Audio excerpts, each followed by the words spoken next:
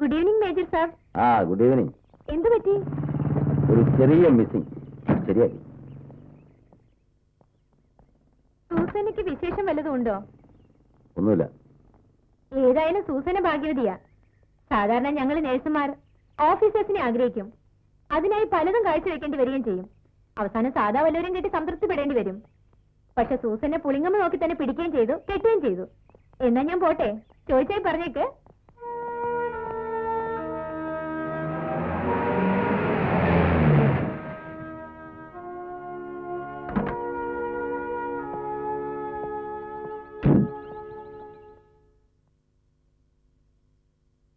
രാജേട്ടാ, ഇത് അപ്പന്റെ വളരെ അടുത്തൊരു ഫ്രണ്ടാ. മേജർ ഡിക്രൂസ്. ഹലോ. ഞാനും ആലപ്പുഴക്കാരനാണ്. ഞങ്ങൾ അംബാല ക്യാമ്പിൽ ഒരുമിച്ചുണ്ടായിരുന്നപ്പോൾ വളരെ അടുപ്പമായിരുന്നു. ദിവസവും വൈകുന്നേരം ഫെർണാണ്ടസുമായിട്ടായിരുന്നു കൂടൽ. ഫെർണാണ്ടസിനെ കണ്ടപ്പോൾ അറിഞ്ഞു സൂസന്നയുടെ വിവാഹം കഴിഞ്ഞു എന്ന്. എന്നാ ഒന്ന് കണ്ടിട്ട് പോകാമെന്ന് കരുതി. You are welcome. Please take your seat. ഇല്ല, I don't want to disturb you. ഞാനിപ്പോൾ ജയ്പൂർ ക്യാമ്പിലാണ്. ഇന്ന് തന്നെ പോകണം. ഞാൻ ഇറങ്ങട്ടെ. See you again. See U.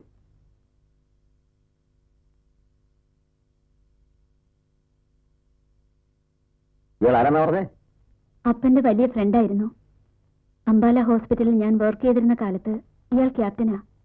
എന്നും വീട്ടിൽ വരുമായിരുന്നു അപ്പനെ കാണാൻ. അപ്പന്റെ ഫ്രണ്ടോ?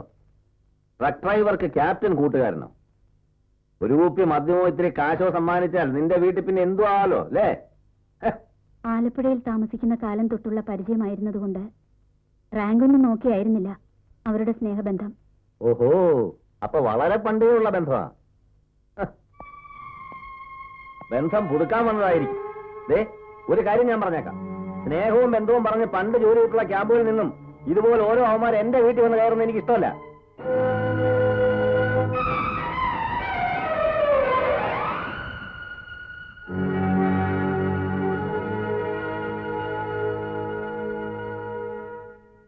സൂസന്നയ്ക്ക് വിശേഷമുണ്ടോന്നേ എല്ലാവർക്കും ചോദിക്കാനുള്ളൂ.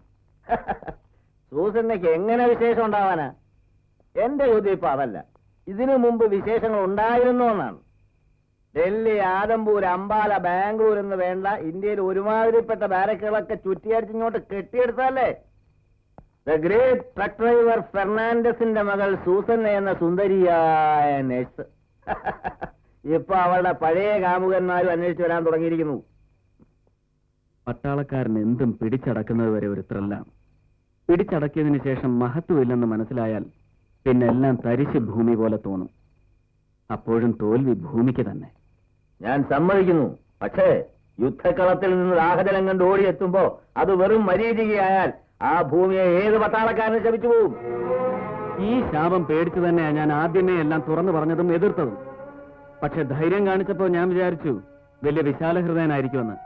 ഇപ്പം മനസ്സിലായി. രാജേട്ടാ, എനിക്കൊന്നേ പറയാനുള്ളൂ. സൂസന്ന ജനിച്ചു വളർന്ന ചുറ്റുപാടുകൾ മോശമായിരിക്കാം. But she is a perfect woman, a respectable woman. ഈ പെൺവർഗത്തിന്റെ മഹത്വമൊന്നും നീ എന്നെ പഠിപ്പിക്കണ്ട. ഞാൻ കണ്ടിട്ടുള്ളതിന്റെ 100 അംശം പോലും നീ കണ്ടിട്ടില്ലല്ലോ. അവിടെയാണോ അതിന്റെ കുഴപ്പം? രാജേട്ടന്റെ അബദ്ധ സഞ്ചാരത്തിന്റെ പാസ്റ്റ് ഇപ്പോഴും രാജേട്ടനെ വേട്ടയാടുകയാണ്. വിശുദ്ധിയുള്ള സ്ത്രീ പുരുഷ ബന്ധങ്ങളും ഈ ലോകത്തുണ്ട് രാജേട്ട. Sorry, I don't believe in it. ഏതായാലും ഇതൊന്നും വേണ്ടിയിരുന്നില്ല എന്ന് എനിക്ക് ഇപ്പൊ തോന്നുന്നു. ഒരു കണക്കിന് ആലോചിച്ച അവിടെ മാലാഖ കളിച്ചെന്നെ ട്രാപ്പ് ചെയ്യായിരുന്നു. ഇനി ഇവിടെ നിന്നാൽ ഞാൻ രാജേട്ടനേക്കാൾ ബോർനാകും. Good night. Good night. നേഴ്സിനെ പറ്റി പറഞ്ഞപ്പോ ഡോക്ടർക്ക് നോവുന്നു. വർഗസ്നേഹം. പൗലോസേ,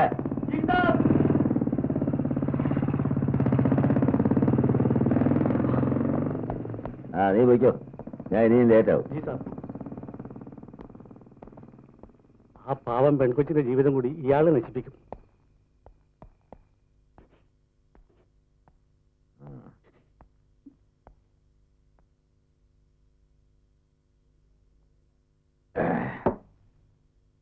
എന്തിനാണ് പോകുന്നേ? എന്റെ മുമ്പിൽ ഫ്ലോറൻസ് നൈറ്റിംഗേൽ കളിക്കല്ലേ. ഇനി നാടകമൊന്നും വേണ്ട. സത്യം പറഞ്ഞു, നീ എത്ര പ്രാവശ്യം അബോർഷൻ നടത്തിയിട്ടുണ്ട്. അതുകൊണ്ട് തന്നെയാണ് നീ ഗർഭിണിയാകാത്തത്. ഞാനൊരു തെറ്റും ചെയ്തിട്ടില്ല. തെറ്റ് ചെയ്തെങ്കിലും ക്ഷമിക്കാമായിരുന്നു. ഞാൻ ഒരുപാട് തെറ്റുകൾ ചെയ്തിട്ടുണ്ട്. പക്ഷേ എനിക്കൊരു കുഞ്ഞിനെ പോലും തരാൻ കഴിവില്ലാത്ത നിന്നെ ഭാര്യയായിട്ട് എനിക്ക് വേണ്ട.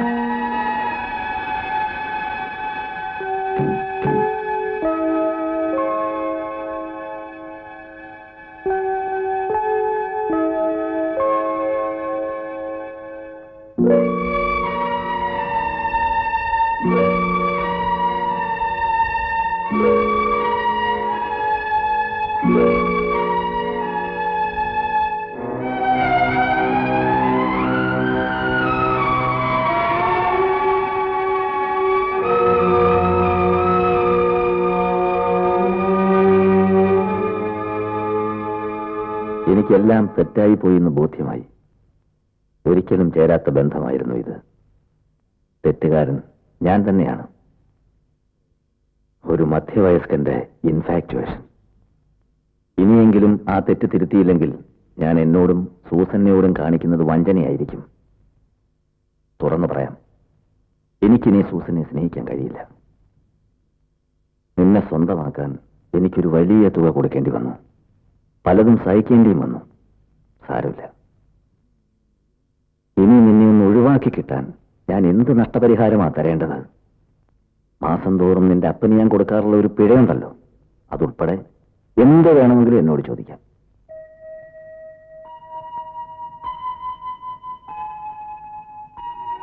രാജേട്ടനെ വിവാഹം കഴിക്കാൻ സമ്മതിച്ച അന്നു മുതൽ രാജേട്ടൻ എനിക്ക് കാണപ്പെട്ട ദൈവമായിരുന്നു. അതിൽ കൂടുതൽ എങ്ങനെയാ, എന്താ പറയേണ്ടതെന്ന് എനിക്കറിയില്ല. എന്റെ അപ്പനും സഹോദരങ്ങൾക്കും ചെയ്യാവുന്നതെല്ലാം രാജേട്ടൻ ചെയ്തു കഴിഞ്ഞു. തിരിച്ചു തരാൻ നന്ദി മാത്രമേ എന്റെ കയ്യിലുള്ളൂ. നഷ്ടപരിഹാരം തന്ന് ഒഴിവാക്കാവുന്ന ഒരു ബന്ധമല്ല ഭാര്യ ഭർത്തൃബന്ധം. എനിക്കിനി രാജേട്ടന്റെ ഒരു ചില്ലി കാശ് പോലും വേണ്ട. ഒരിക്കലും രാജേട്ടന് ഞാനൊരു ഭാരമാവില്ല.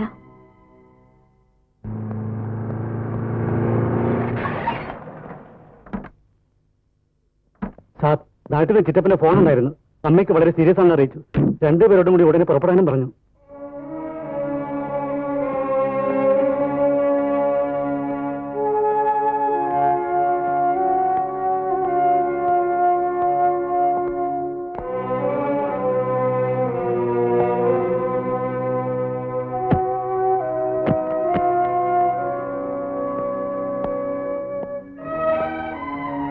കമാൻഡിംഗ് ഓഫീസറോട് ഫോൺ ചെയ്ത് പറഞ്ഞിട്ടുണ്ട്. ഈ ലീവ് ആപ്ലിക്കേഷൻ തന്നെ ഏൽപ്പിക്കണം. G sir.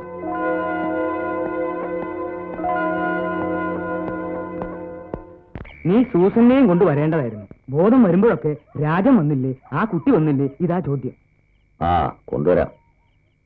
രാജ, അമ്മ വിളിക്കുന്നു.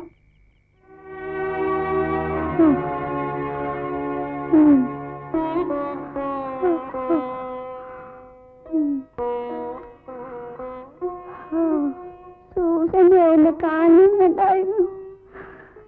ഇനി പറ്റുമോന്ന് തോന്നണില്ല.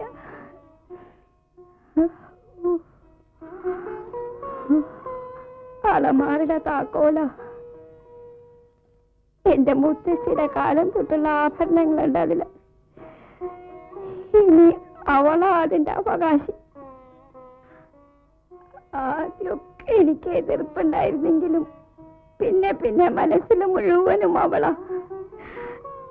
എനക്കറിയാമോ, എല്ലാ മാസവും ഒരു കത്തെങ്കിലും അവൾ എനിക്ക് എഴുതുമായിരുന്നു. നീ ഒരിക്കലും ആ കുട്ടിയെ വേദനിപ്പിക്കരുത്. ഐശ്വര്യമുള്ളവളാ. അവൾക്ക് നല്ലതേ വരൂ. എന്റെ എല്ലാ അനുഗ്രഹങ്ങളും അവൾക്കുണ്ട്.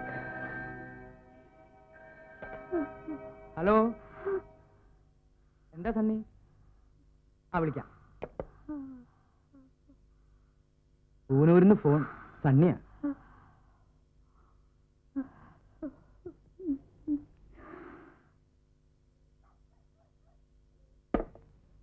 ഹലോ, ഞാൻ സണ്ണിയാ. ഒരു കാര്യം അറിയിക്കാൻ വിളിച്ചതാ. പേടിക്കാനൊന്നുമില്ല. എന്താ കാര്യം? പറയൂ. ഇന്നലെ രാത്രി രാജേട്ടൻ പോയി കഴിഞ്ഞ് സൂസന് കുറെ സ്ലീപ്പിംഗ് പിൽസ് എടുത്ത് കഴിച്ചു. എന്നിട്ട്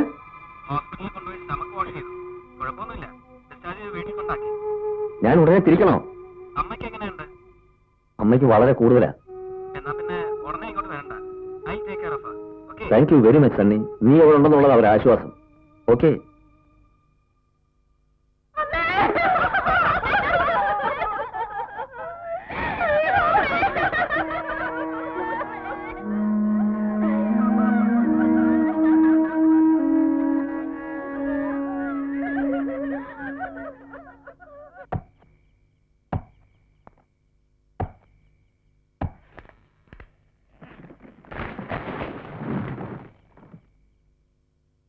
സണ്ണിയും വിളിച്ചു പറയണം. ശവദാഹം രാത്രി തന്നെ നടത്താം. സൂസന് വരാതെ? സൂസന്നിക്ക് വരാൻ പറ്റില്ല. സുഖമില്ലാതെ കിടപ്പില്ല.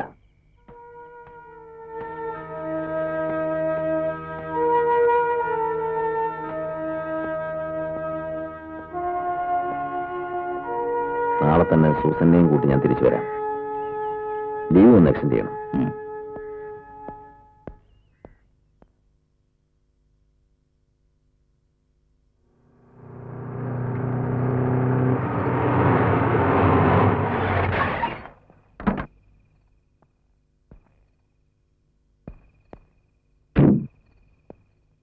സൂസന്നെ എവിടെ? മേംസ ബെഡ്റൂമിലുണ്ട്. സാബന്ന് പോയതും ബെഡ്റൂമിൽ കയറി വാതിലടിച്ചു. ഡിന്നർ തയ്യാറാക്കി ഞാൻ വിളിച്ചിട്ടും വാതിൽ തുറന്നില്ല. അപ്പോഴേക്കും ഭാഗ്യത്തിന് സണ്ണി സാബ് വന്നു. പലതവണ മുട്ടി വിളിച്ചിട്ടും വാതിൽ തുറക്കാതായപ്പോ സംശയം തോന്നി വാതിൽ ചവിട്ടി തുറന്നു. അപ്പോഴേക്കും അബോധാവസ്ഥയിലായിരുന്നു. ഉടൻ തന്നെ സണ്ണി സാബ് ആശുപത്രി കൊണ്ടുപോകൊണ്ട് രക്ഷപ്പെട്ടു. ഇന്നലെ വൈകുന്നേരം ഇങ്ങോട്ട് കൊണ്ടുവന്നു. ഇപ്പൊ കുഴപ്പമൊന്നുമില്ല. താൻ്റെ സോഡ ആ ഗ്ലാസും കിടക്ക്. ജി സാബ്.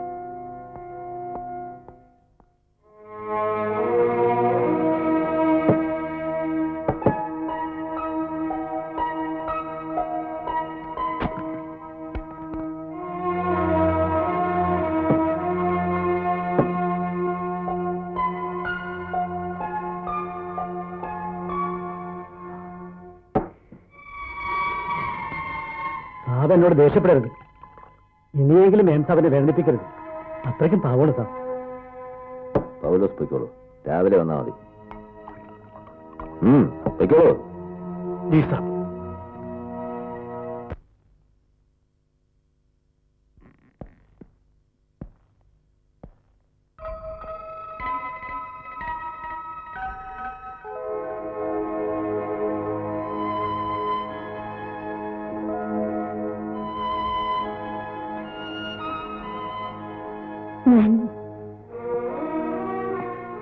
ഒന്നും പറയണ്ട. എല്ലാ തെറ്റും എന്റേതാ. അമ്മ പോയി. അമ്മയുടെ അവസാനത്തെ ആഗ്രഹം സൂസനെ കാണണമെന്നുള്ളതായിരുന്നു. ആ ആഗ്രഹം എനിക്ക് സാധിച്ചു കൊടുക്കാൻ കഴിഞ്ഞില്ല. ഒരാഗ്രഹമെങ്കിലും എനിക്ക് പാലിക്കണം. സൂസനെ വേദനിപ്പിക്കാതെയുള്ള ഒരു ജീവിതം. സൂസനെ ഗർഭിണിയാവില്ല എന്നറിഞ്ഞപ്പോ മറ്റുള്ളവരുടെ കുത്തുവാക്കുകളിൽ ഞാൻ വീണുപോയി. കുട്ടികളുണ്ടാവില്ല, വേണ്ട, വേണമെങ്കിൽ നമുക്കൊരു കുഞ്ഞിനെ ദത്തെടുക്കാം, അത്രയല്ലേ ഉള്ളൂ. അമ്മയുടെ അനുഗ്രഹം മുഴുവനും ഉണ്ട് നിനക്ക്. നമുക്കത് മാത്രം മതി. കഴിഞ്ഞതെല്ലാം കഴിഞ്ഞു. എല്ലാം മറക്കണം. എല്ലാറ്റിനും എന്നോട് പൊറുക്കണം. സൂസനെ ഇല്ലാതെ എനിക്കൊരു ജീവിതമില്ല. സൂസന,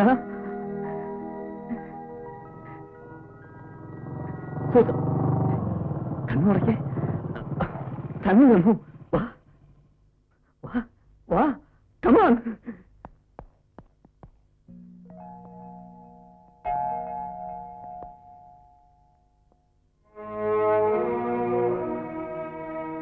രാജേട്ടാ, എനിക്കൊരു കാര്യം പറയാനുണ്ട്. നീ പറയാൻ പോകുന്ന കാര്യം എന്താണെന്ന് എനിക്കറിയാം. രാജേട്ടാ, അത് ഒന്നും പറയണ്ട. എന്റെ എല്ലാ തെറ്റുകളും സൂസനെ ക്ഷമിച്ചു കഴിഞ്ഞു. ഇനി ഞങ്ങൾ ഒരുമിച്ച് സന്തോഷമായിട്ട് ജീവിക്കാൻ പോവുക. അമ്മയുടെ കണ്ണടയുന്നതിന് മുമ്പ് അമ്മ തന്നെ എന്റെ കണ്ണ് തുറപ്പിച്ചു. അവസാനത്തെ ആഗ്രഹം സൂസനെ ഒന്ന് കാണണമെന്നുള്ളതായിരുന്നു. പക്ഷെ കഴിഞ്ഞില്ല. സൂസനെ എനിക്ക് തിരിച്ചു തന്നതിന് ദൈവത്തോടും നിന്നോടും എനിക്ക് നന്ദിയുണ്ട്. Thank you for everything. കുറച്ചു നാളത്തേക്ക് ഞങ്ങൾ ഇവിടുന്ന് വിട്ടു നിൽക്കുക. ഏതായാലും അമ്മയുടെ ചടങ്ങ് കഴിയുന്നവർ എനിക്ക് ഇവിടെ നിന്നേ നോക്കൂ. നാളെ തന്നെ ഞങ്ങൾ പോകും. Come on. You will have a drink. No thank you. You carry on. I see you tomorrow.